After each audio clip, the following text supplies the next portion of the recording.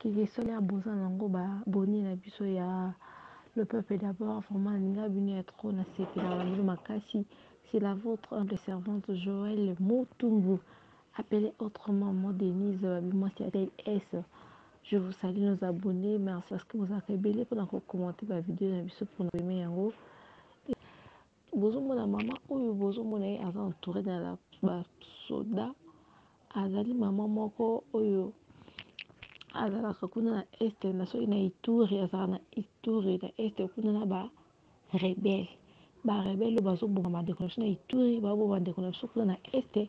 Maman azalaka akolaboraka na rebelle, amoni bakangi na mituka eza na basaki baloso basaka biloko, azalaka na gérant na ye, bazalaka na ye oyo soki ekomi na biloko wana oyo afandisaka ye na ndako oyo alobaka ye azwaka soin na ye. Babi moyibaka na ye chaque jour, okoyiba de 1er jusqu'à le 9 mai 10e jour ezala mpona mokolo ndako.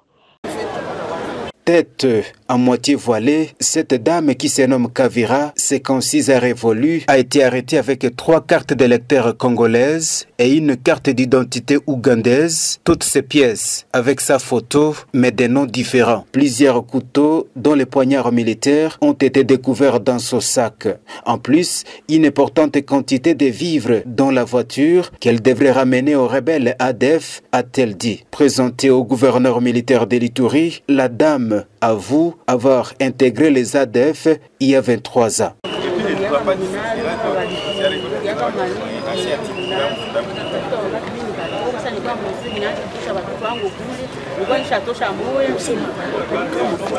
Elle a été appréhendée avec un certain Mumbere, son gérant, qui l'héberge d'ailleurs en ville de Bunia, explique le lieutenant Gilles Ngongo, porte-parole des opérations militaires en Ituri. La femme, donc vous avez vu, c'est une femme considérée comme ravitailleuse des groupes armés ADF. Elle achète des bottines, des médicaments, des vivres, des munitions et elle a été arrêtée. Elle s'est installée d'abord ici à Bunia et nos services l'ont poursuivie jusqu'à Maïg. Le lieutenant-général Luboyanka Chamadjoni rassure que les réseaux criminels des ADF seront démantelés. Et je demande par la même occasion à la population, il faut savoir dénoncer. Dénoncer. Bon, mon maman,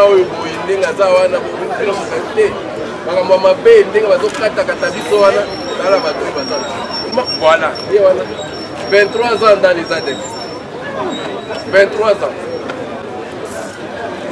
La population salue le travail abattu par les services de sécurité et des forces de défense. Les enquêtes se poursuivent, a dit l'autorité provinciale. Entre-temps, la dame et son gérant sont mis à la disposition de la justice militaire.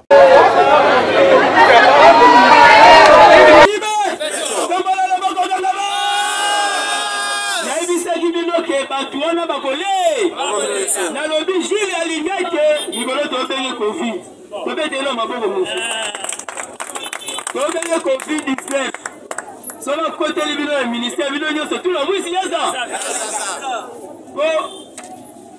Solo, il y a des tournements, on a déjà confirmé.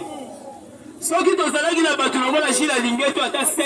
La Chine, c'est bloqué, Moka, il est sur la Moussou. Il de paix, c'est vivant.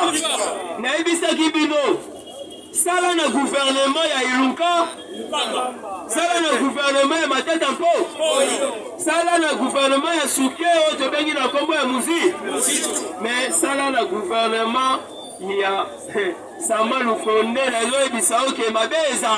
Et Bélé, Bagodemi. Il de paix, c'est vivant. Bon, Moni, mon Konzamboka. Autobet a déjà la messe pour ma mesure sévère et zoya libosoir. Il de paix, c'est vivant. Tout le monde qui déjà a remetté un diplôme lobby na chest. Donc, auditeur et Sikama Bimi. Azo préparer comment pour redresser Moka. Il de paix, c'est vivant. N'a pas si bino que si vous monde pendant que nous Ndoi ya maman Denise azalaki na kati ya manifestation IDPS viva. Denise Sasunge. Denise Sasunge so azala président mokonzi ya biso azala na président te. IDPS viva. Kokoma mokonzi mboka eza makambu ya kozala na mbongo. Koyeba pe français. Eza makambu utaka epa ya nza. Betela na mokonzi mboka mabongo makasi. Yango moni biso tokotikela bango tata muke yo kombato vandi bazakolo ba ministre ya IDPS ayibi kangana nu papa Jatilingo bila kingo pe kezo sale mate kisasa salite bafulu basalite banye aliko kanga biso asale loko moko te pesa uti na yumbi ayo kombule biso na vila Kinshasa ya kimbuta zaki boete ya linya bomasu biso nda bomi batu na yumbi akokoka te papa Félix azali à vie abongisi ya biso vila Kinshasa soka bongisi te général Diveka Songo tchaye maboko yepe akosala bilanga na suki wana vuzone bon tu connais la image vraiment ça n'est pas si comme la maman boy merci pour l'état oyo atie maman beaucoup merci pour la déconnexion IDPS il y a parlement debout ou toujours qui me donne ma image nabi qui bolandi en haut sepel dans haut. À la prochaine, vraiment, nous vous aimons beaucoup. Sans oublier, je salue la famille Mtumbu, la famille Benga, je vous salue là où vous êtes. Et je vous aime beaucoup. Nos abonnés, abonnez-vous, commentez nos vidéos, partagez cela. Ça nous fait vraiment énormément plaisir. Sans oublier, je salue mon vieux depuis Allemagne. Lys Nicolas, Lys, je te salue depuis Allemagne. Sans oublier à Thierry depuis France, depuis Belgique, je te salue Thierry. Je salue à Clétan. Ngonda depuis Allemagne, je te salue. Et je salue M. Jean-Pierre, on va dire M. Jean-Pierre Devava, depuis Caroline du Nord, je te salue, depuis États-Unis. Et je vous aime beaucoup, de gros bisous, que Dieu vous bénisse. Bye bye. Portez-vous bien alors. Bye bye, à la prochaine.